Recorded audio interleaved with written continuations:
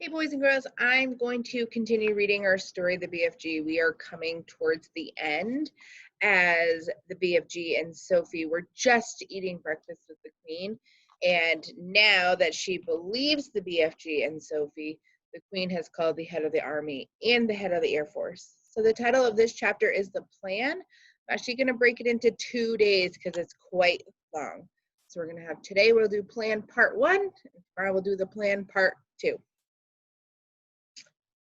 The head of the army and the head of the Air Force stood at attention beside the Queen's breakfast table. Sophie was still in her seat, and the BFG was still high up on his crazy perch. It took the Queen only 5 minutes to explain the situation to the military men. "I knew there was something like this going on, Your Majesty," the head of the army said. "For the last 10 years, we've been getting reports from nearly every country in the world about people disappearing mysteriously in the night. We had only the other day from Panama."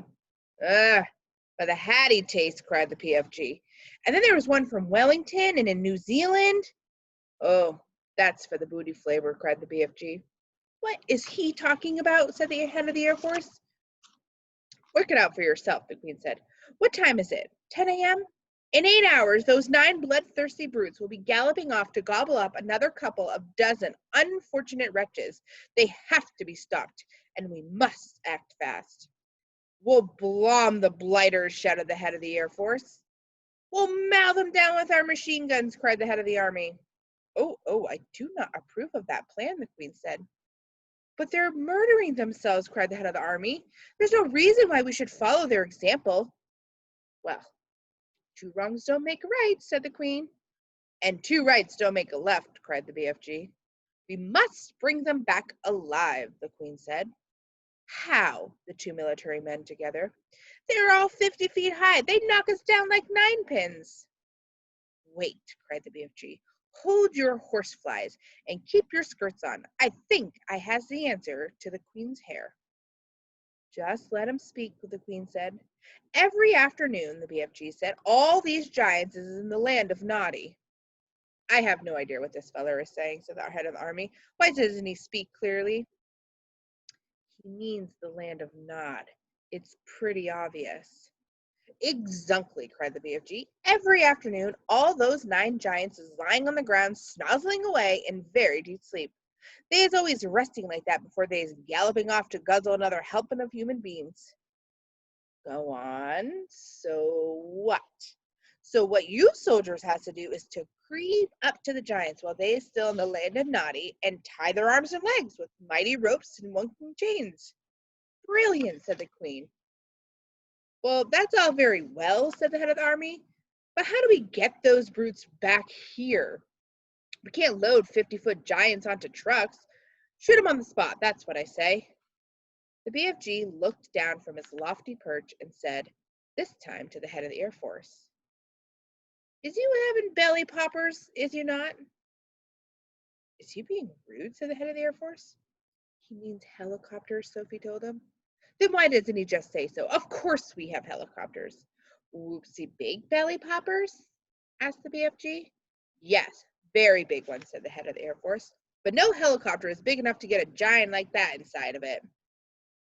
"Oh, you do not put him inside," said the BFG. "You sling him underneath of the belly of your belly popper and carry him like a torpedo." "Like a what?" "Like a torpedo," Sophie said.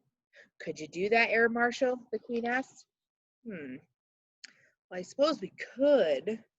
"Then get cracking. You'll need 9 helicopters, 1 for each giant." "And where is this place?" the Air Force man said to the BFG. "I presume you can pinpoint it on the map?" "Pinpoints," the BFG. "Map?" I has never heard these words before. Is the Air Force being talking slush bungle? The Air Marshal's face turned the color of a ripe plum. He was not used to being told he was talking slush bungle. The Queen, with her usual admiral tact and good sense, came to the rescue. "BFG, can you tell us more or less where the giant country is?" "No, Your Majesty, not on Manelli." "Then we're jiggered," cried the Army General. "This is ridiculous," cried the Air Marshal. "Well, you must not be giving up so easy," the BFG said. "The first titchy bobstickle you meet and you begin shouting is bisquiggled." The Army general was no more used to being insulted than the air marshal. His face began to swell with fury, and his cheeks blew out until they looked like two huge, ripe tomatoes. Your Majesty, we are dealing with a lunatic, and I want nothing more to do with this ridiculous operation. The Queen, who was used to the tantrums of her senior officials, ignored him completely. BFG, would you please tell us rather dim-witted characters exactly what to do? A pleasure, Magister, said the BFG. Now listen to me carefully, you two boot-bogglers. The military men began to twitch, but they stayed put. I is not having the foggiest idea where Giant Country is in the world, but I is always able to gallop there. I is galloping forthwards and backwards from Giant Country every night to below my dreams into little children's bedrooms. I is knowing the way very well, so all you is having to do is this. Put your 9 big belly hoppers up in the air and let them follow me as I is galloping along. And how long will this journey take? If we is leaving now, we will be arriving just as the giants is having their afternoon snuffle. Splendid, said the Queen.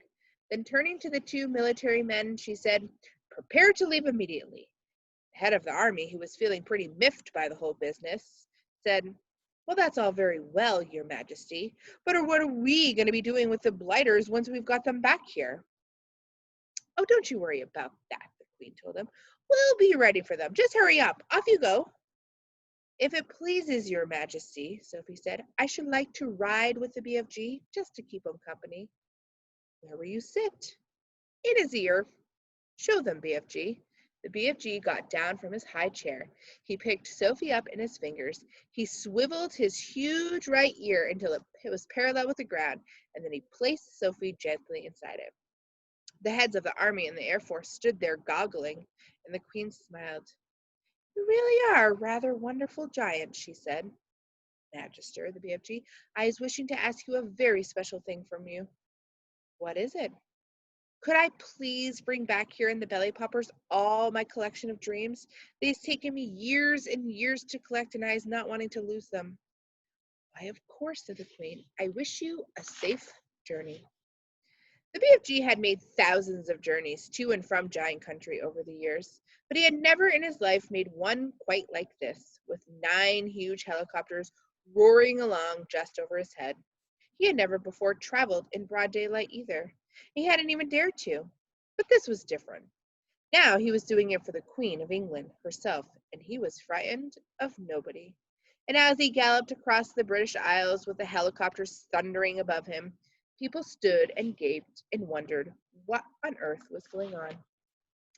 They had never seen the likes of it before, and they would never see it again. Every now and then, the pilots of the helicopters would catch a glimpse of this small girl wearing glasses, crouching in the giant's right ear and waving to them. They always waved back, and the pilots marveled at the giant's speed and at the way he leapt across wide rivers and over huge houses. But they hadn't seen anything yet. Be careful to hang on tight, the BFG said. We was going fast as a fizzle crump. The BFG changed into his famous top gear, and all at once he began to fly forward as though there were springs in his legs and rockets in his toes.